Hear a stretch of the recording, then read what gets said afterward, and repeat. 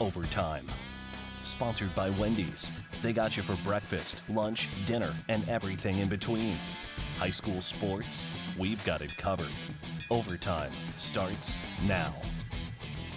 Hello and welcome to Overtime, our weekly look at high school sports in the state line. I'm Scott Leber. And I'm David Greenberg. We have 30 minutes full of high school sports coverage for you once again. We'll show you how one Stateline high school is playing football this fall while keeping competitors safe. And we'll get to know Guilford tennis player Ashley Smolensky. In our Glory Days segment, we look back at the first state championship football team at Lena Winslow, the 2010 Panthers squad, plus your school spirit photos in a week 6 in our Battle of the Stadiums contest. Right now, let's get into some highlights from this past week. We begin with swimming. On Tuesday, two of the Nick 10's best teams met, the Auburn Knights and the Boylan Titans over at Boylan. Getting things started here was the girls' 200-yard freestyle. Auburn's Allie Cushing and Boylan's Molly Ryan were the front runners in lanes 3 and 4. A couple laps later, and they're into the final stretch, both pushing hard all the way. This one went right down to the wire, but it was Cushing who just barely edges out Ryan. Her coach said she's a back-end swimmer, and she showed it right there. Heat 4 of the girls' 50-yard freestyle was expected to be one of the best races of the day. In lane 4 is Boylan's Nia Karras, who already holds plenty of school records, going up against Cushing in lane 3. Last year, Cushing beat Karras in the 100 free at sectionals, so there were plenty of eyeballs on this race to see how it would finish. And as you see there, Nia Karras gets her redemption, defeating Cushing by just over a second and a half. But in the end, it was Auburn that won the meet with a score of 114-78. Let's head to the tennis courts. Auburn took on East Wednesday. Belin Nievenhoven got the day off for Auburn, so Fong Pham here took her spot at #1 singles for this match against Darby McGowan. McGowan can't return that serve, not quite there.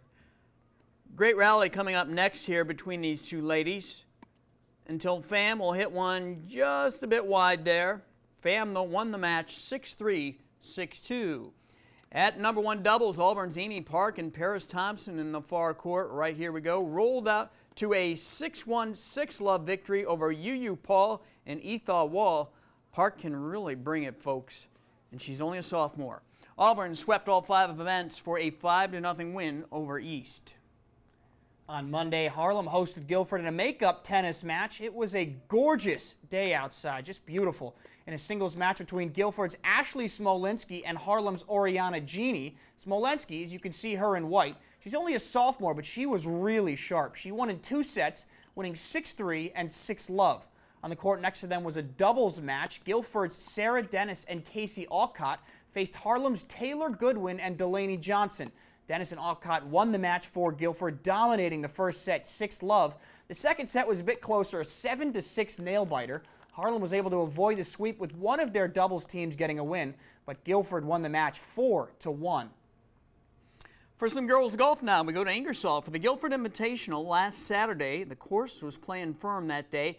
The teams included Boylan, Harlem, Rockford Co-op, and Freeport. And leading the way for Boylan with a score of 77 was Ella Greenberg there. She just missed that putt for birdie, but would tap it in for par.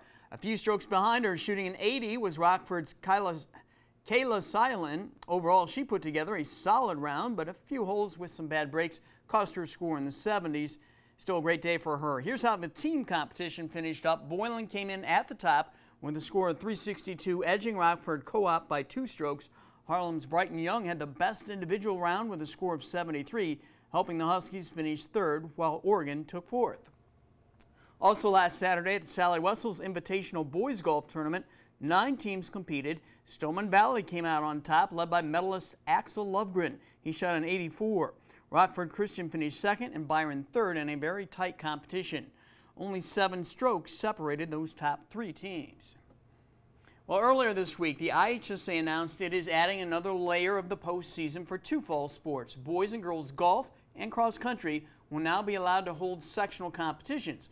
As of now, there is still no state finals events scheduled for any of the 4 fall sports that are being held right now: cross country, tennis, golf, and swimming. So our poll question this week is, do you think the IHSA should go ahead and allow state finals events in these sports? Cast your yes or no answer on any tech device. You can do that by going to mystateline.com/interact. Again, that's mystateline.com/interact. We'll update you later in the show on how you're answering. Coming up next, we'll check out some of your school spirit photos. Plus, we'll see one local high school that has found a way to bring everyone together for football action on Friday nights. And later in our Glory Days segment, we look back at Lena Winslow's first state championship football team from 2010. You're watching Overtime. Welcome back. It's time to check out some more school spirit photos. Moments in time from the good old days, which might have been years ago or just last year. We begin with a shot of a Boylan huddle from last season. What a year the Titans had, going all the way to the Class 5A semifinals. There was a lot of talent on that team. There is no doubt about that. Yeah, great season they had. This next one needs no introduction. We all know that character, the Harlem Husky, and he certainly does love game nights. This next photo is of the Guilford varsity cheerleading squad in the fall of 1982, posing with a football sled. That was the year Guilford's football team won the state championship. And our final photo is a timely one. That's Gail Sayers holding the football. It's when he spoke at South Beloit High School's athletic banquet in the spring of 1968. This photo was sent to us by Dwayne Langkamp. That's Dwayne in the middle there wearing the glasses. We're all saddened, of course, to learn of Sayers' passing this week, but what a priceless memory this photo is. That's when Sayers was in the prime of his career, too. All right, we want to see your school spirit photos. They can be from the past year or from decades ago, as we saw there. They can be from any sport or simply you dressed up as a fan in your high school hoodie and with your face painted. Email those to sports@fox39.com. Again, that's sports@fox39.com. And be sure to include your name and a brief description of the photo.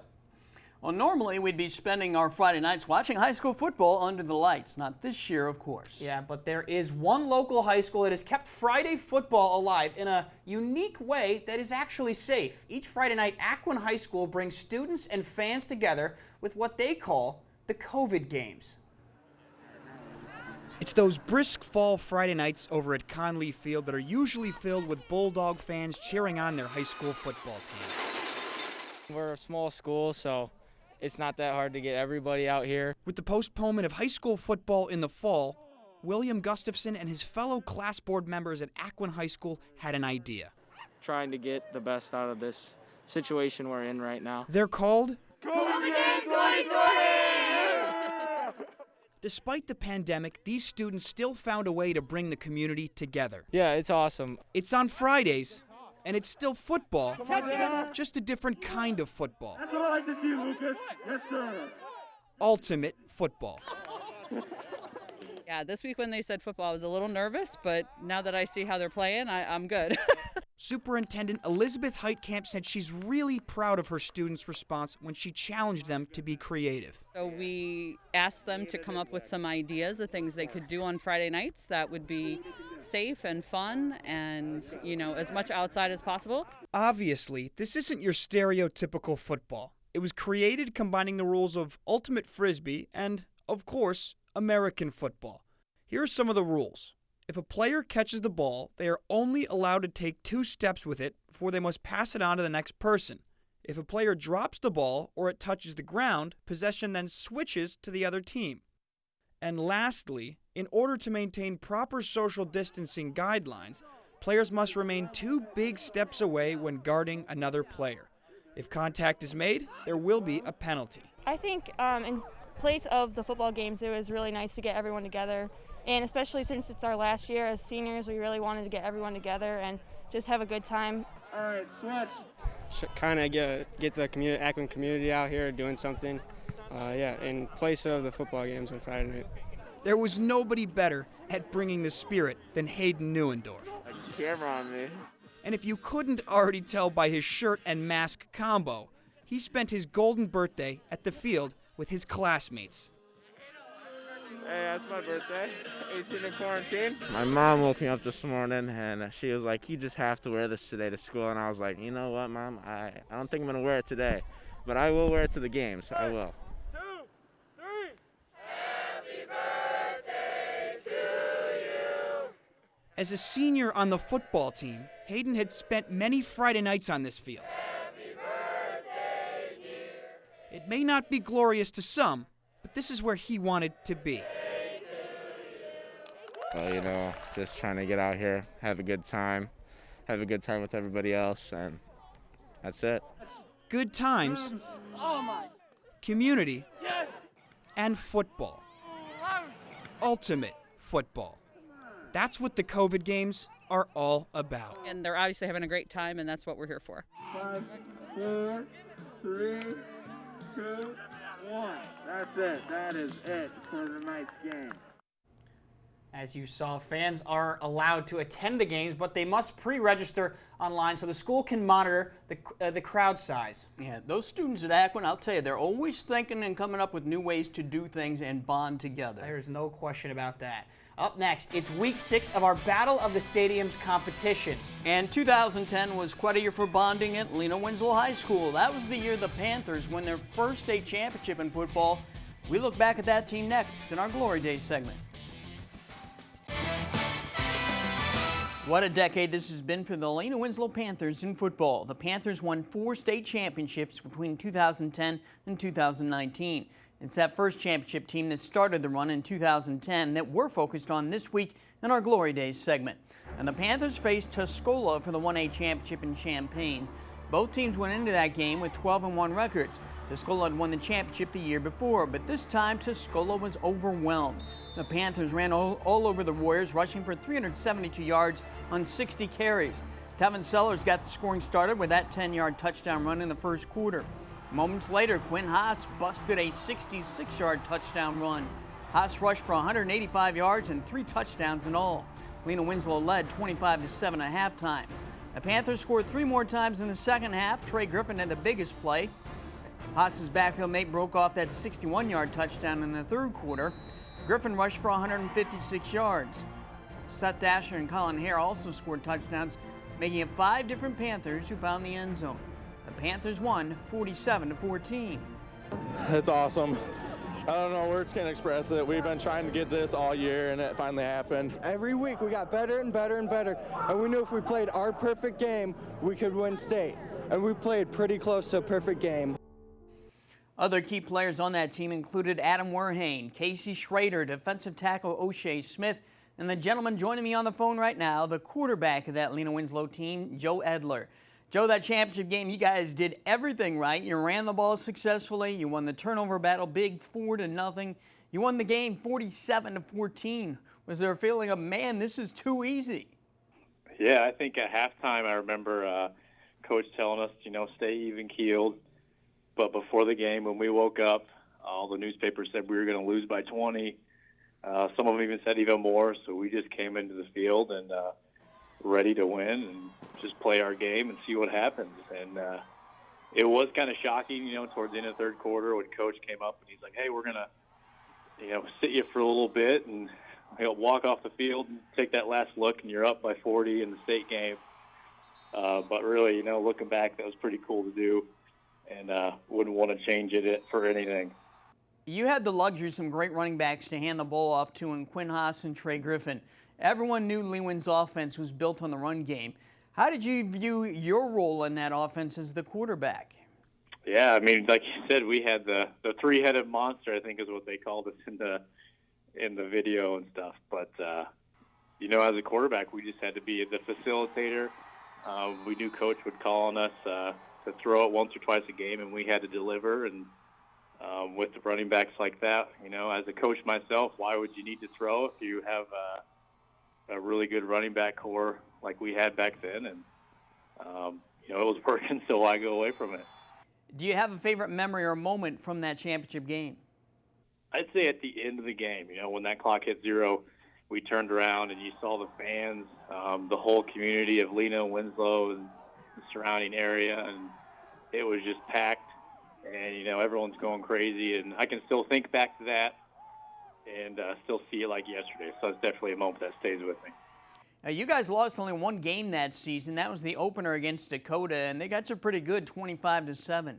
What did that opening loss do for you guys? How did it set the deck for the rest of the season? Yeah, I mean, it really set the tone because we had high expectations.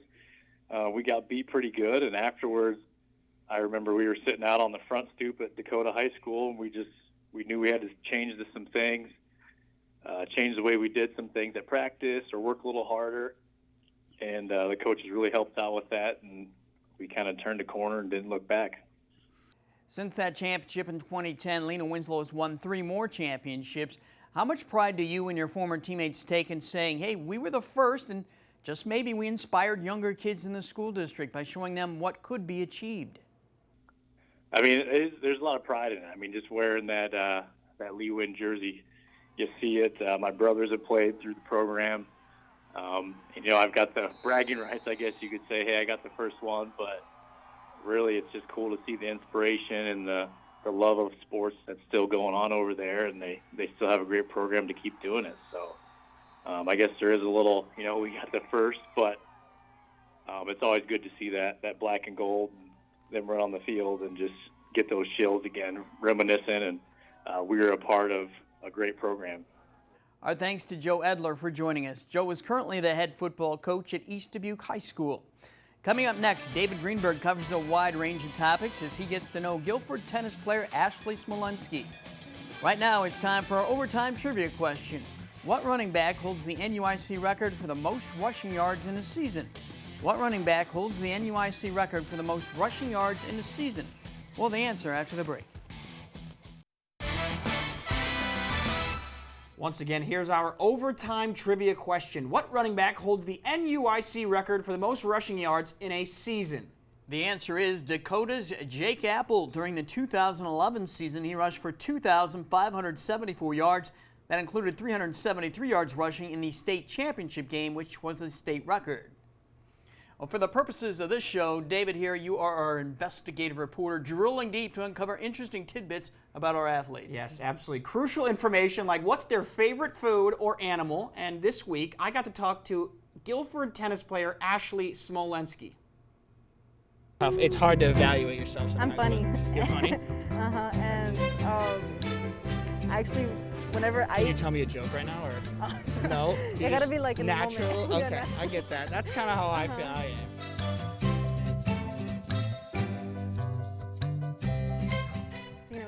Serena Williams. Yeah. Okay. How did you kind of fall in love with Serena? Me and her, we share a lot of similarities. I tend to talk to myself when I play tennis, and she does the same. And she gets a little angry, and like I get angry too. Right. So I see myself in her. What kind of things do you say to yourself when you're on the court? Whenever I'm playing bad, like get it together, and I told myself to move my feet. Okay. Like if somebody was like instructing me, but like I'm like the instructor. I love Chick-fil-A. Chick-fil-A, that's so good. See, I've done a lot of these, and I've asked a lot of people like what their favorite foods are. I've never gotten that. Really? I mean, I love Chick-fil-A, so I love Chick-fil-A. What's your order when you go there? Spicy chicken sandwich with, well, right now it's in season. Deluxe or just the regular? Just the regular. Okay. And then I get the mango passion fruit lemonade tea thing, and then I get the fries with that too. Oh, so you're like an expert. So you know what you're talking about. All right, I love that. I have a dog named Oreo. A dog? That's an awesome name for a dog. What kind of dog is it? He's a Sweeney. He's half Shih Tzu and half Deathhound. Wow, I've never heard that. I'm gonna have to look it up later. See what I love that. I always get hungry after watching those segments for some reason. I'm sorry. What can I say? I love to eat. Well, it's that time when we pit our local stadiums against each other in our quest to discover your favorite Stateline stadium. It's our Battle of the Stadiums contest. Last week, Belvedere North's Milt Brown Stadium won in a landslide over Boylan's Titan Stadium, collecting 87% of the votes. And in the NUIC, Ashton Franklin Center's stadium won big over Ackwan's Conley Field, getting 67% of the votes. Now, let's meet this week's contestants.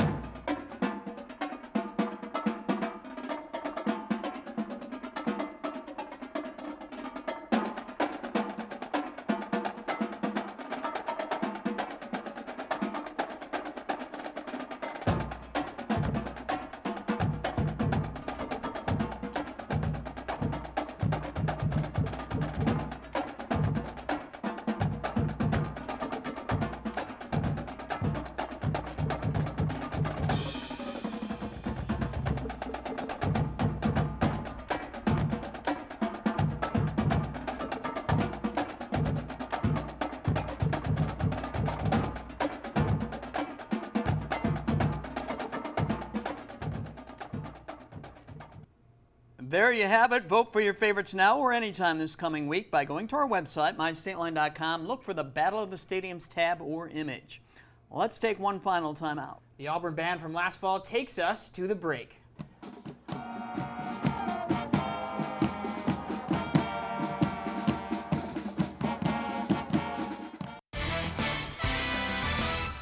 Welcome back. Let's take another look at tonight's poll question we asked you. Do you think the IHSA should go ahead and allow state finals events in the fall sports? The sports that are currently competing. And you see the totals there. 55% of you say no, so it was a pretty close vote. Hey, be sure to join us each Friday night at 11 for Overtime. You can also catch the rebroadcast Sunday mornings at 9 on Fox 39.